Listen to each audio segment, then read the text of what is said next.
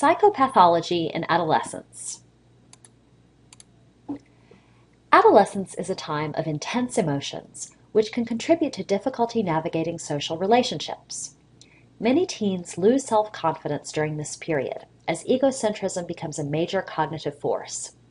Although most adolescents ultimately experience a subsequent increase in confidence, some develop emotional and behavioral problems in part due to their loss in self-esteem.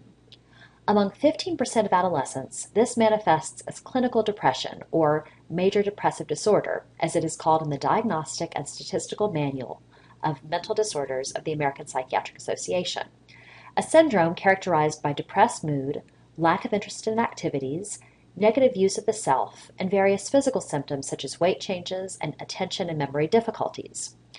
Depression occurs more frequently in girls than in boys, which has been attributed to both genetic and hormonal differences, but also to different socialization experiences. In a subset of adolescents with depression are those who contemplate suicide, about 19% of high school-age girls and 12.5% of high school-age boys. Thoughts of suicide can lead to parasuicide, which is lethal behavior that does not result in death, though which often is accompanied by intent to die. Although parasuicide rates are relatively high, completed suicide rates continue to be low, 8 per 100,000.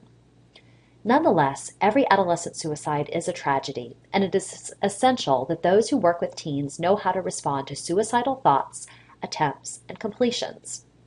One key piece of advice is to ensure that information about a completed suicide is not glamorized or sensationalized, especially in media coverage.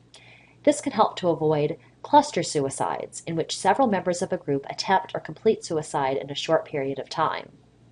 A community needs strong support following a teenage suicide. More information about resources for preventing suicide can be found at http://www.sprc.org. Just as depression increases in adolescence, so does anger.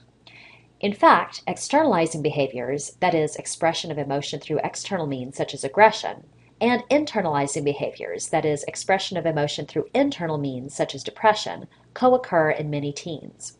When these behaviors involve breaking the law, they clearly become more problematic.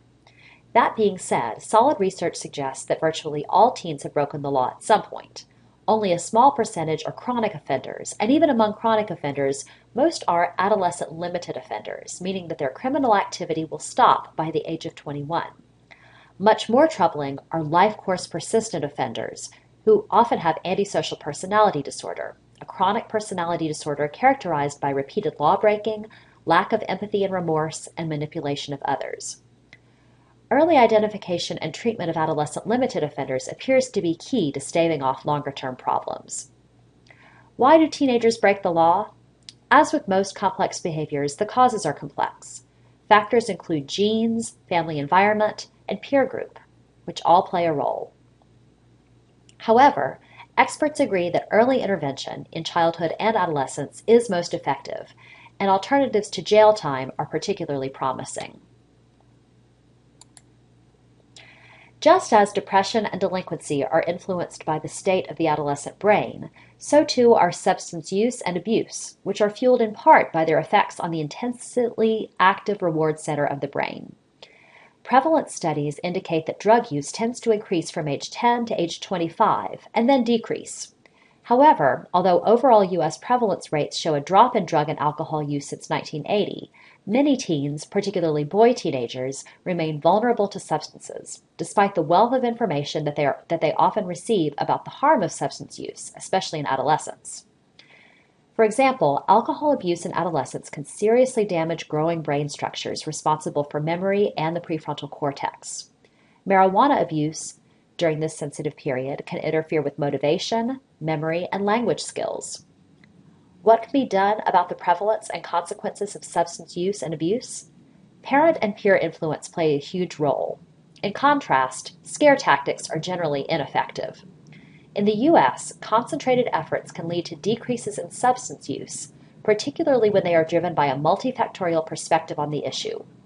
A good example is tobacco use, which has fallen substantially in the past, due in part to the cost of cigarettes, better law enforcement, and targeted warnings about the dangers of tobacco. Reflection. In your chosen career, whether counseling, curriculum and instruction, educational diagnostician, special education, or another field, how would you respond to an adolescent who is showing signs of trouble or distress? Think about how the adolescent's mental and emotional state will affect the work you do and the conclusions you draw.